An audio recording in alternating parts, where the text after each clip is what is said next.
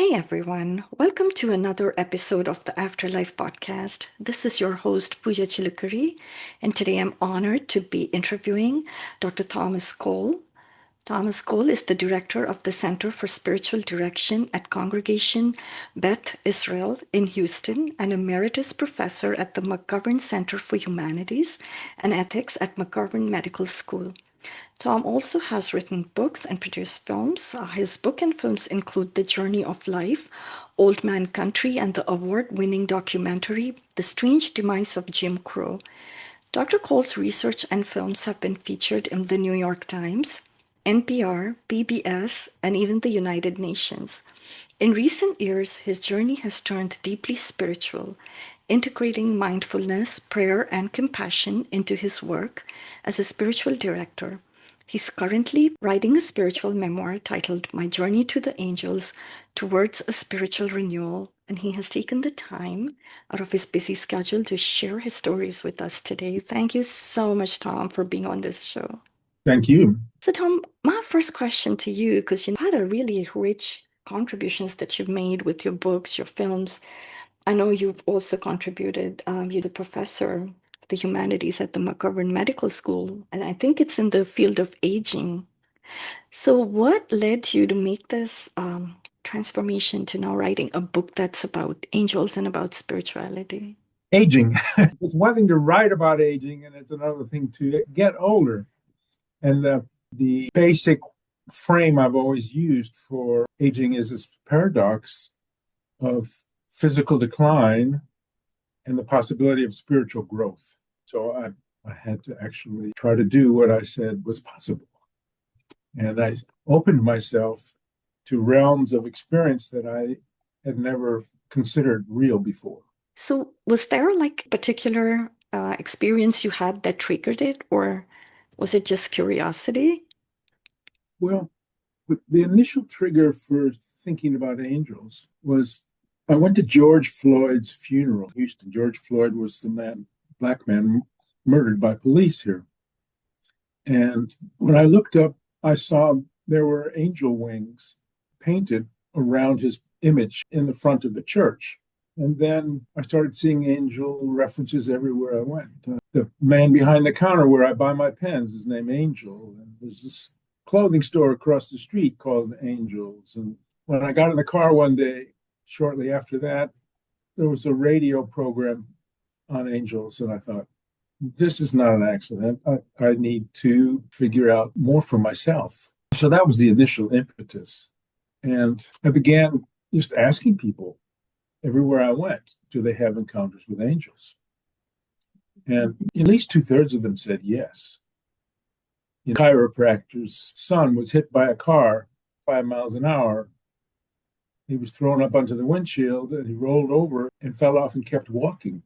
And my chiropractor said, the only way I can understand that is that he was saved by a guardian angel, or some person I work with at work was drowning in a swimming pool and was trying to reach a ladder. And the hand came down and pulled her up to the ladder. And when she got up, there was nobody there. And the more people I talked to, the more stories like this I came across. And so I thought, okay, always a skeptic, I was a rationalist. I grew up as a rationalist, not really aware of the reality of the spiritual world. Mm-hmm. And I had to slowly begin to change my frame of reference. The first time it happened, I was just out of surgery. My wife and I always go out to coffee on Saturday mornings and sit under some oak trees while we're drinking our coffee and having our donuts. And one day I was just lifted up out of my body and into the beauty of the trees, just like that. And I didn't say much about it. But when I look back, I can see I had an angelic experience of my own when I was in grammar school, which I never told anybody because I didn't know how to make sense of it. But I was sitting in my 5th grade classroom, and Mrs. Gunderson was talking about a place called Vietnam, and she was showing us the maps. And the World Series was on the radio inside my desk. And all of a sudden, The room went white, completely white.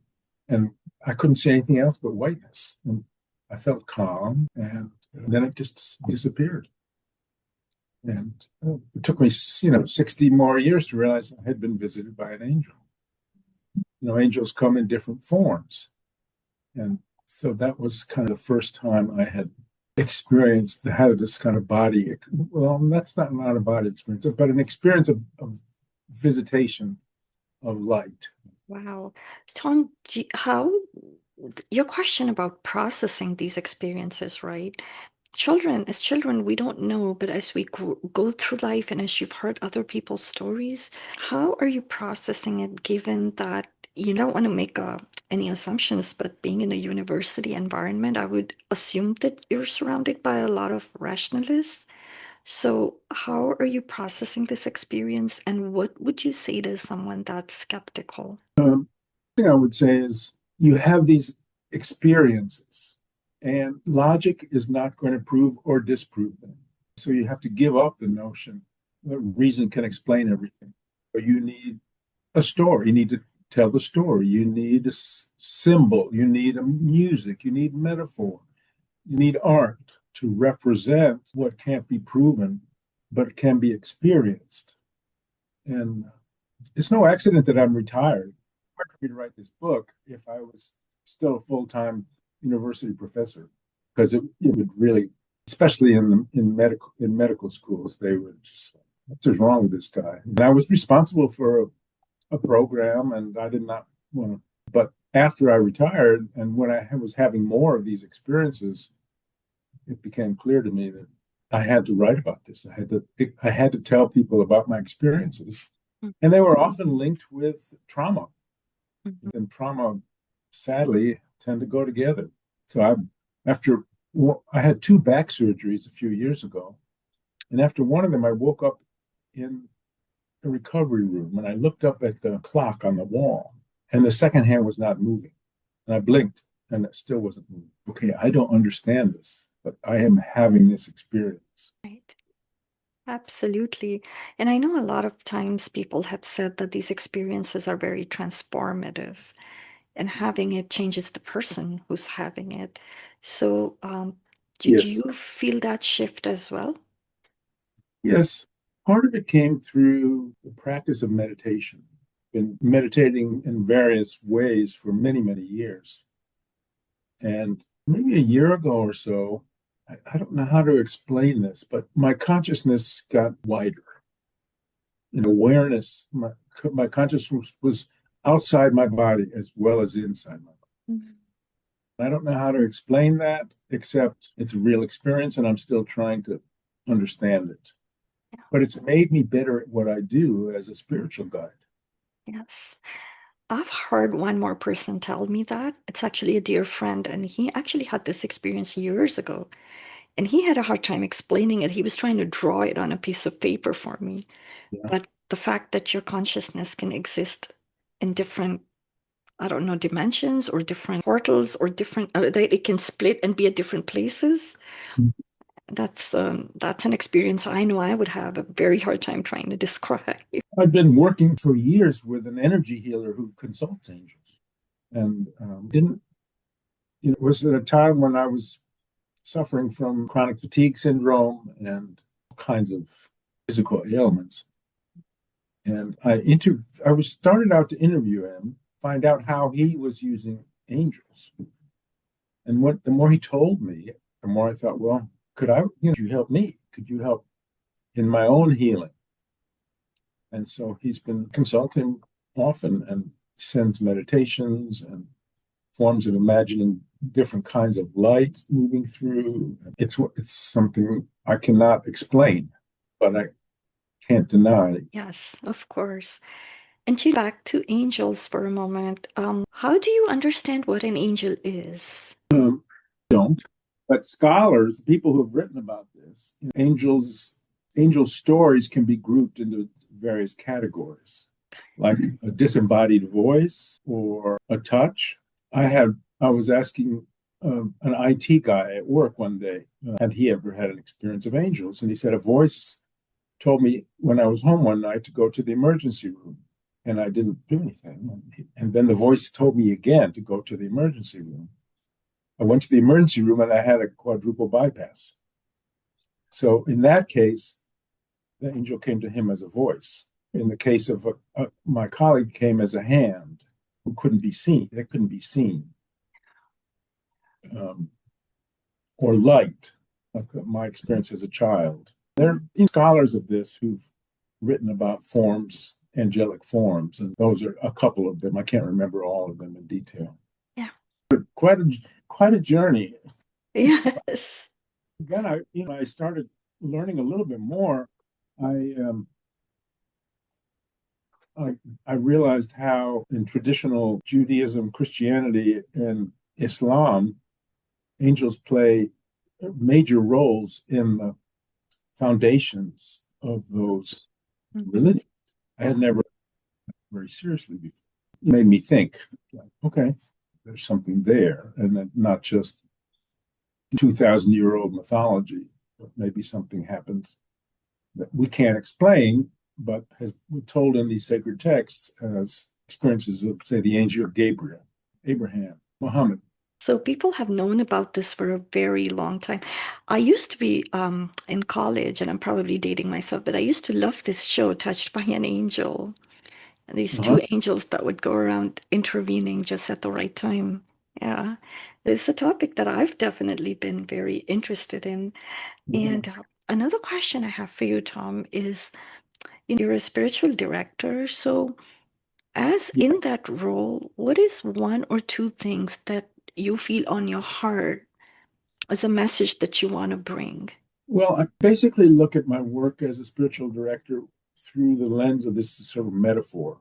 Each of our personalities is like a little mask stitched over a basic fault line.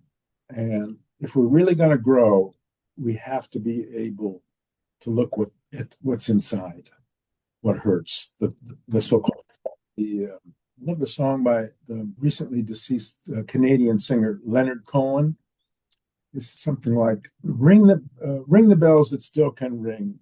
Forget your perfect offering. Yeah. There's a crack in everything. That's how the light gets in.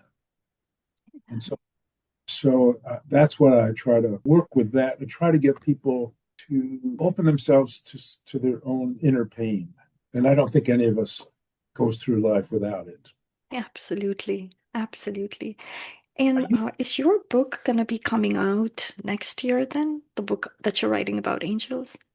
I haven't been able to find an agent yet, but I do use angels in the guided meditations I do because I can take people through guided meditations, encountering angels, have conversations, imaginary conversations with the angel, where they can learn and feel things that they couldn't have felt and learned just talking to me straight out. So I find guided meditations are really very valuable ways of helping people go deeper into their own souls. Yeah, I think that's important. I think it's very important. I think angels and guides are, you believe they are trying to talk to us, reach us, but we can't hear them if we're too much in our heads. So Well, having tell that me about peace. you. Tell me more. Well, your audience already knows about you, so I probably shouldn't ask. But like, how did you get interested in this and begin learning about it? Oh, for me, it was because so I grew up very deeply religious, and that was in Hinduism. And then when I was 19 years old, I actually changed and I decided I wanted to become a Christian. But I ended up in a very fundamentalist, very rigid structure of Christianity that actually ended up harming me. Oh, And trying to recover from that religious trauma, oh I boy, I'm started so sorry. exploring. Yes, I know. But don't, you're just going along and you go with the flow of life. And I think that was probably my life lesson. One of the things that happened and the time that I was actually part of this very fundamentalist group was that I actually started experiencing Jesus in a very mystical way. And that was not accepted in the church that I was going to. And I Mm, was told, the angel of light, it's trying to deceive you. So to be very honest, Tom, in the beginning, I was very skeptical of these supernatural experiences, and Hmm. I was worried. I didn't know who is trying to talk to me. Is this a good angel? Is this a devil? Like, what is going on? But as time went by, and I decided I was going to face those fears, and I started reading about it. I started interviewing people. I started listening to stories of those who said they had died and been on the other side and come back. And these people, some of them were coming out after 20, 30 years because they didn't think anybody was going to believe them Yeah. back in the day. Yeah. And so once I started collecting those stories, much like you collecting the angel stories, I've been gathering near-death experience stories. And doing that, scientist in me saw a pattern, and that pattern was actually comforting. Mm. And it was about universal love and just that we have free will and we are never alone. I started seeing those things. Mhm. And so that's actually helped me in my spiritual journey. That's awesome. That's wonderful. That's why I'm doing what I'm doing. And I got very interested to learn more about you because I figured you were both collecting stories. Coming into contact and having experiences that don't have a rational explanation Right. seem to be linked to the primacy of love. Yes. And then that's what it is because when I had my mystical experience with Jesus, the church I was in was trying to fit that into the box that they knew. And then we have mystical experiences. Everybody's trying to fit it into some label or a box, but each experience is so unique. You really can't. Yeah, that my experience as well. Yeah. And so I don't talk about this in places where people would laugh at it or frown at it. I just don't Yeah. bother. Yeah. Night, I like half a mile away, I go into the woods at night, sit down on a log, and I'm with my kinfolk. And some of them are visible and audible birds and animals, and some of them are presences that I don't understand, but I do feel. Yes, absolutely. Absolutely. This is very interesting, Tom. Thank you so much. You've taken the time to talk to me and share. I just wanted to also ask a couple of questions to close out the show. Where can we find your work? Because you've written books and things. Is that just your website? Can I just put that in the description? Or Amazon. And Amazon. Are there any things that we haven't talked about that you want to share in closing? I guess the main thing is don't be afraid of facing your fears. The other side of fear are truths, forms of love, and universal experiences that is what make us more deeply human. Thank you. Thank you for sharing that, Tom. And thank you for taking the time to come on the show. Well, thank you so much. I really appreciate it. Yeah.